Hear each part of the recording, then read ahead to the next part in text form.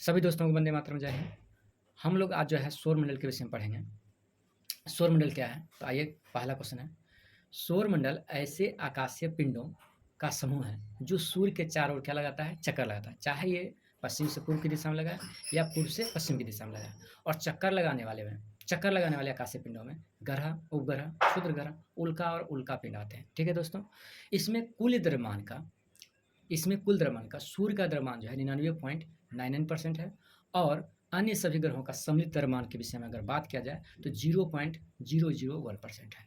ठीक है दोस्तों, तो इसमें जो है सूर्य प्रधान है और सूर्य जो है अपने गुरुत्वाकर्षण शक्ति से सभी ग्रह, उपग्रह, क्षुद्र ग्रह तथा उल्का और उल्का पिंड को बांधे रखता है।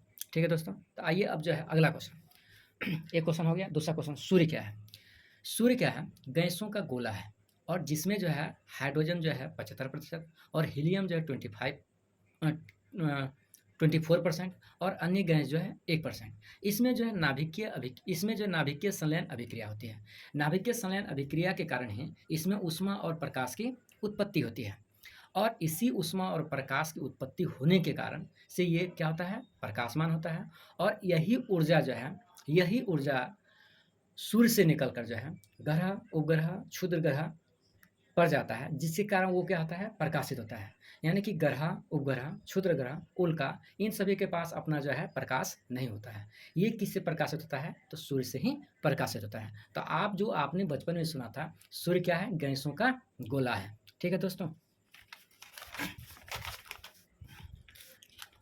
तो ये हो गया। फिर आते हैं ग्रह क्या है। अब आइए दोस्तों, ग्रह क्या है? क्वेश्चन नंबर 3, ग्रह आकाशीय पिंड है। ऐसे आकाशीय पिंड जो सूर्य के चारों ओर क्या लगाते हैं? चक्कर लगाते हैं। चाहे पश्चिम से पूर्व की दिशा में चक्कर लगाए या पूर्व से पश्चिम की दिशा में चक्कर लगाए। ठीक है, तो ग्रह कहते हैं। और ये कौन सा पाथ पर जो है, कौन सा ऑर्बिटल पाथ पर चक्कर काटते हैं? ये चक्कर काटते हैं एलिप्टिकल पाथ पर, जिसको हिंदी में आप दीर्घवृत्ताकार कक्षा कहते हैं। ठीक है दोस्तों, इसका जो है 2 सेंटर होता है।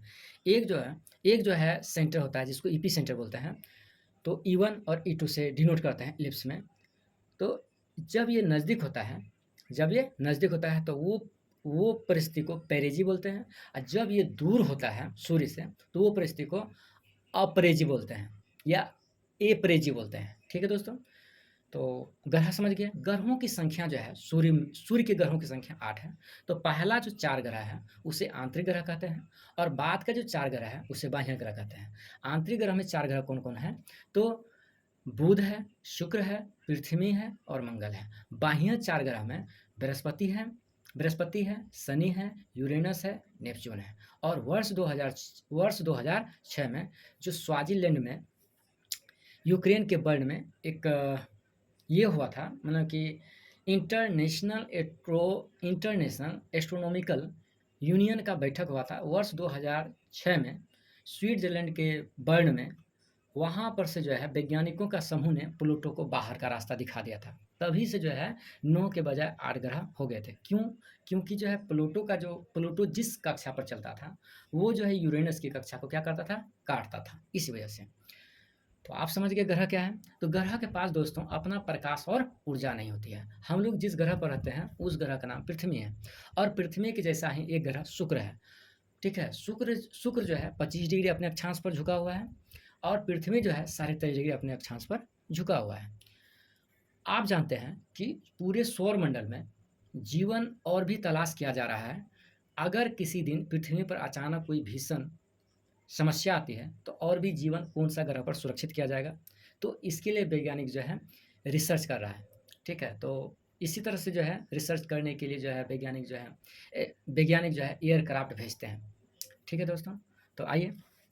अच्छा, 8 ग्रहों को याद करने का एक तरीका है और कंसेप्ट है, my very efficient mother just serve yes not. My से हो गया मरकरी, वेरी से हो गया वेनस और इफिशियंट से हो गया अर्थ, माई वेरी एफिशिएंट मदर, और मदर से हो गया मार्स, जस्ट से हो गया जुपिटर, यस से हो गया यूरेनस, नट से हो गया नेपच्यून और जस्ट सर्व यस नट, यूरेनस, नेपच्यून। तो ये हो गया 4 इधर इधर। ठीक है, तो ये हो गया। अब आइए क्षुद्र ग्रह क्या है। तो दोस्तों मंगल और बृहस्पति की कक्षा में छोटे-छोटे शिलाखंड पाए जाते हैं और ये शिलाखंड क्या होते हैं, या ऐसा मानिए ग्रहों का जो है टूटा हुआ क्या होता है, पिंड होता है। और ये भी जो है ग्रह की तरह ही सूर्य के चारों ओर क्या करते हैं, चक्कर लगाते हैं। तो इन सभी पिंडों को या इन सभी टूटे-फूटे टुकड़ों को क्षुद्र ग्रह का उपाधि दिया गया है। ठीक है दोस्तों। और ये जो है मंगल और बृहस्पति की कक्षा में पाए जाते हैं। तो आप हो गया ग्रह क्या है। अच्छा, उपग्रह क्या है दोस्तों। उपग्रह जो है आकाशीय पिंड होते हैं। ऐसे आकाशीय पिंड जो ग्रह का चारों ओर क्या करते हैं, चक्कर काटते हैं। इनका अपना प्रकाश और ऊष्मा नहीं होता है। ये सूर्य से ही ऊष्मा और प्रकाश क्या करते हैं, प्राप्त करते हैं।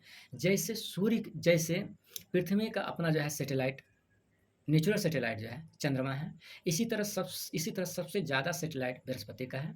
उसके बाद दूसरे नंबर पर शनि है। ठीक है दोस्तों। तो आपका उपग्रह भी हो गया, क्षुद्र ग्रह भी हो गया। अच्छा दोस्तों, उल्का और उल्कापिंड क्या है। उल्का और उल्कापिंड क्या है। जब दो क्षुद्र ग्रह आपस में टकराते हैं तो उनका जो टुकड़ा होता है दोस्तों, उनका जो टुकड़ा होता है, वे टुकड़ा जो है पृथ्वी के गुरुत्वाकर्षण से आकर्षित होकर पृथ्वी की ओर गिरते हैं। जब ये उल्का पृथ्वी की ओर गिरते हैं तो पृथ्वी के वातावरण से घर्षण के कारण ये जलते हैं। ठीक है। और जल के ये क्या बन जाते हैं, राख बन जाते हैं। इसको बोलते हैं उल्का। और कुछ ऐसे उल्का होते हैं जो पूरी तरह से जल नहीं पाते हैं। ठीक है। तो वो जो है पृथ्वी पर आकर गिरते हैं, जिसे बोलते हैं उल्कापिंड। तो IS विस्टा 4 जो है उल्कापिंड ही था जो पृथ्वी पर गिरा था। और इसी उल्कापिंड के कारण दोस्तों संपूर्ण विश्व में 32 जगह छेद हुआ है। और इतना समझे कि 32 उल्कापिंड गिरे हुए थे। और इसी उल्कापिंड के कारण डायनासोर का अंत हो गया था। धन्यवाद दोस्तों, आज के लिए इतना ही। और इसी तरह आपको रोज़ रोज़ 5 क्वेश्चन मिलते रहेंगे। आप मेरा चैनल जो है सब्सक्राइब कर लीजिए, लाइक शेयर सब्सक्राइब कर लीजिए, दूसरों को भी बताइए। ठीक है। एक भारतीय होने के नाते आप सपोर्ट कीजिए, और मेरा नॉलेज अच्छा करता है तो मेरा सपोर्ट कीजिए। ठीक है दोस्तों। अच्छे विचारों को ग्रहण कीजिए, बुरे विचारों से दूर रहिए। सफलता का राज यही है। दूसरे का शिकायत मत बताइए, अपना उद्देश्य पर अटल रहिए। धन्यवाद दोस्तों।